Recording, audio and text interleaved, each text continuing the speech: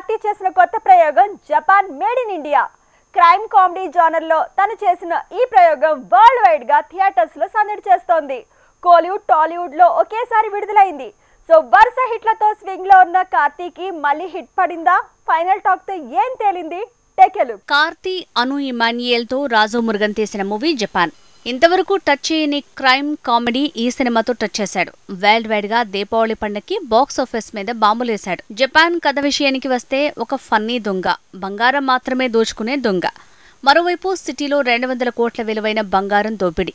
అచ్చంగా జపాన్ స్టైల్లోనే ఆ దోపిడీ ఉండటంతో అది తమ పని అని పోలీసుల వేట మొదలవుతుంది. మరి జపాన్ దొంగ దొరికాడా? 200 కోట్ల బంగారం చోరీ సంగతేంటనేదే కథ. జపాన్ పాత్రలో కార్తీ పాతుకుపోయాడు. తన కామెడీ టైమింగ్తో ఆకట్టుకుంటున్నాడు. తన లుక్ కూడా కిక్కిస్తోంది.